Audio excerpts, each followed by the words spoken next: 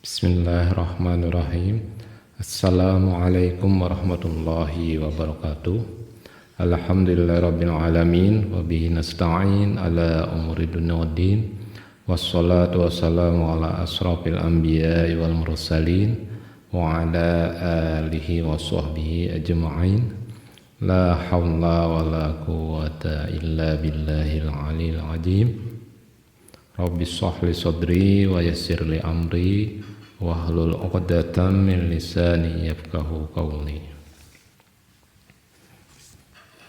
Berjumpa kembali kita dengan kajian daripada hadis Arba'in yang disusun oleh Imam Nawawi. Kali ini kita akan bicarakan hadis yang ke-20 yang berkenaan dengan rasa malu. Adapun hadis yang akan kita bahas atau kita kaji pada malam ini adalah sebagai berikut. Bismillahirrahmanirrahim. An Ibnu Mas'udin Uqbah bin Amrin Al-Ansari Al-Badri radhiyallahu anhu qala Rasulullah sallallahu alaihi wasallam, inna mimma adrakan nas min kalamin nubuwatil ula idza lam tastahi fasna' ma syi'ta. Diriwayatkan dari Abu Mas'ud Uqbah bin Amru Al-Ansari Al-Badri radhiyallahu anhu bahwasanya ia berkata, Rasulullah sallallahu alaihi wasallam bersabda, sesungguhnya sebagian dari apa yang dikenal oleh manusia dari perkataan kenabian yang pertama atau terdahulu adalah, jika kamu tidak malu maka berbuatlah sesukamu. Hadis riwayat Bukhari. Jadi hadis ini bercerita tentang bagaimana syariat atau umat terdahulu dan yang berkenaan dengan sifat malu, ya. Sebelumnya kita akan bahas dulu sedikit tentang biografi perawinya. Abu Mas'ud Uqbah bin Amru Al-Ansari Al-Badri ini sekalipun tidak pernah turut serta dalam perang Badar, jadi beliau atau Sidin ini kada ikut perang Badar, namun dinisbahkan kepada Badar. Kenapa jadi dinisbahkan kepada Badar? Karena sahabat ini tinggalnya di Badar, maka dinisbahkanlah kepada Badar, walaupun beliau ini kada pernah tidak ikut dalam perang Badar. Ia juga pernah tinggal di Kufah di Irak lah, namun akhirnya meninggal di kota Madinah pada tahun 41 Hijriah. Dari sahabat ini diriwayatkan sebanyak 102 hadis. Jadi beliau ini meriwayatkan hadis itu adalah sebanyak 102 hadis.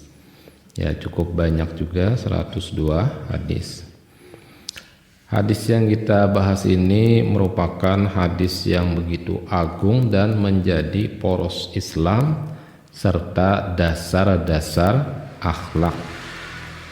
Jadi adalah hadis ini memang dipilih oleh Imam Nawawi karena merupakan hadis yang agung dan merupakan juga dasar-dasar dari akhlak. Hadis ini diucapkan oleh Nabi dengan begitu fasih dan ringkas. Jadi hadis ini banyak mengandung pengertian walaupun ringkas dan terhitung sebagai intisari dari sabda Nabi sallallahu alaihi wasallam. Jadi walaupun ringkas hadisnya karena merupakan intisari dari hadis-hadis Nabi yang lain. Jadi intisarinya itu ada termasuk dalam hadis yang kita bacakan ini, yaitu hadis yang ke-20. Nabi sallallahu alaihi wasallam bersabda, idza lam tastahi fasna' ma syi'ta. Jika kamu tidak malu, maka berbuatlah sesukamu. Artinya jika kamu hendak melakukan sesuatu, jadi apa saja yang hendak kita kerjakan, baik itu perbuatan yang baik ataupun yang buruk, dan kamu tidak merasa malu untuk melakukannya, kalau itu merupakan perbuatan yang buruk, kamu tidak malu untuk melakukannya, baik di hadapan Allah maupun di hadapan manusia, maka kerjakanlah keinginanmu itu. Artinya secara lahiriahnya, kalau kita itu kada punya malu lagi, tidak punya rasa malu lagi, atau kada bisi supan lagi, maka baik itu terhadap Allah atau terhadap manusia, maka apa yang hendak digawi itu gawi aja, silahkan aja gawi. Jika tidak demikian, maka jangan kamu lakukan. Nah, tapi kalau orang itu masih punya sifat malu, maka jangan digawi atau dikerjakan. Kecuali orang itu tidak punya malu lagi, maka silahkan aja dia mengerjakan apa-apa yang dia inginkan tersebut. Hadis ini berputar poros Islam seluruhnya, bertolak dari sinilah maka Nabi SAW bersabda, berbuatlah sesukamu. Jadi kalau orang itu masih ada punya malu baik terhadap Allah dan manusia, maka dia tentu tidak akan mengerjakan apa-apa yang dilarang oleh Allah Subhanahu wa ta'ala. Hendak main judi umpamanya kan, nah kelihatan orang lalu dia malu, ada rasa malunya, maka dia tidak mengerjakannya. Kalau nya kada tahu supan lagi, maka digawinya. Atau dia hendak mabuk-mabukan, malu dengan Allah, maka tidak dikerjakannya. Atau malu dengan orang lain yang melihatnya, maka dia pun meninggalkannya. Kalau nya kada supan lagi, maka digawinya aja, anak mabuk di pinggir jembatan kan misalnya kan, atau di pos ronda kah, atau di mana saja, maka dia pun akan mengerjakannya. Di antara para ulama ada yang menafsirkan hadis ini dengan pengertian, jika kamu tidak merasa malu kepada Allah dan juga tidak merasa diawasi olehnya, maka tunaikanlah saja angan-angan nafsumu dan lakukan apa saja yang kamu inginkan. Kada bisi supan lagi. Nah, maka kalau nyatu orang tu kada bisi supan lagi, apa aja nah hendak dikehendakinya, maka silakan aja gawi. Hendak mencuntan, kada malu dengan Allah lagi, gawi aja dia mencuri. Hendak mabuk, berjudi misalnya, berzina dan lain sebagainya. Tapi kalau dia masih punya sifat malu kepada Allah, maka tentu dia tidak akan mengerjakan perbuatan tersebut. Sehingga perintah di sini berarti ancaman tahdid dan bukannya menunjukkan kebolehannya.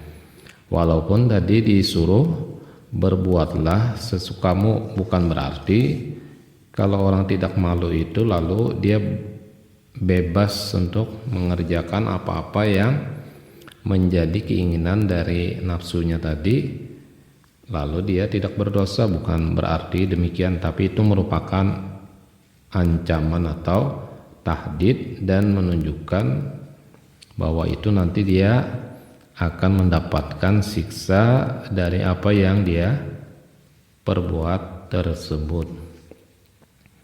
Kalau dia tidak memiliki sifat malu tersebut. Sehingga sabda Nabi ini sama pengertiannya dengan firman Allah Subhanahu wa taala, i'malu ma syi'tum, dalam surah Al-Fusilat ya, ayat 40. Perbuatlah apa saja yang kamu kehendaki. Nah, Allah menyuruh perbuatlah apa saja yang kamu kehendaki. Apa yang dikehendaki silakan dikerjakan. Tapi bukan berarti kalau kita mengerjakan demikian itu lalu kita tidak berdosa, ya tetap berdosa. Artinya bisa pula kata-kata itu menyuruh tapi sebenarnya itu adalah ancaman atau larangan. Wastafjid man istata'ta minhum bisautik. Wastafjid man istata'ta minhum bisautik, dan hasunglah siapa saja yang kamu sanggupi di antara mereka dengan suaramu atau ajakanmu. Al-Isra ayat 64. Jadi dalam ayat ini dan hasunglah atau maksudnya bawai saja atau bagaimanapun usahanya, silahkan aja, ajak saja siapa saja yang kamu sanggupi di antara mereka dengan suaramu atau ajakanmu. Nah, ini diperintahkan kepada iblis kan, artinya siapa saja yang sanggup kamu goda silahkan aja ajak, kata Allah. Siapa yang mau mengikuti ajakan daripada nafsu tersebut.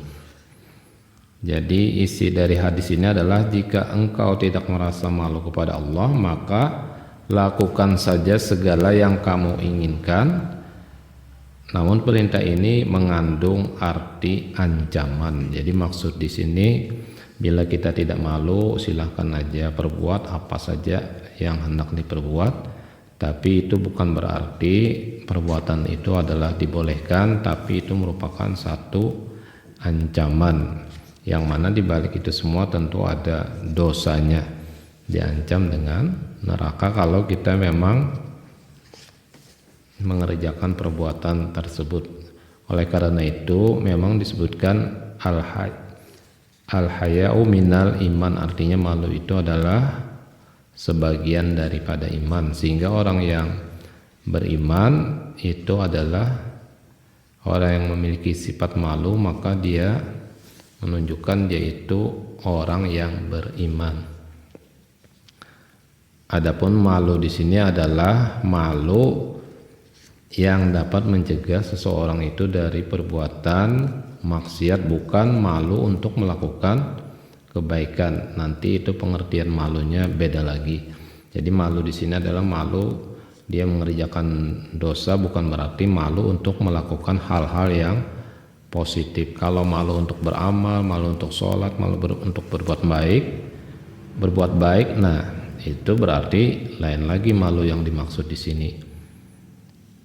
Sehingga isi fikih dari hadis ini adalah jika seseorang itu sudah tidak punya rasa malu, maka janganlah engkau menunggu kebaikan daripadanya. Kalau orang itu kada punya malu lagi baik terhadap Allah, terhadap manusia, sehingga dia mengerjakan apa yang dilarang oleh Allah dan Rasulnya, maka orang itu tidak punya kebaikan karena dia tidak punya lagi sifat malu, sehingga dia mengerjakan apa yang menjadi keinginan daripada nafsunya. Kemudian yang kedua, rasa malu itu seluruhnya adalah kebaikan belaka. Jadi malu di sini adalah untuk mengarahkan orang untuk berbuat baik. Malu dia untuk melakukan kesalahan, kejahatan, sehingga malu di sini adalah untuk kebaikan kita bersama. Sebab kalau orang tidak punya malu lagi, maka tadi apa aja dikerjakannya. Kemudian rasa malu merupakan pangkal akhlak yang mulia. Jadi orang yang memiliki sifat malu, maka dia itu merupakan memiliki akhlak yang mulia. Itu adalah sifat yang bagus. Tapi tentu saja tadi malu di sini adalah malu untuk menghindari daripada perbuatan yang dilarang oleh Allah, bukan malu lantaran kita melakukan satu kebaikan atau prestasi. Malu itu malah menghalangi kita dari sifat kemajuan.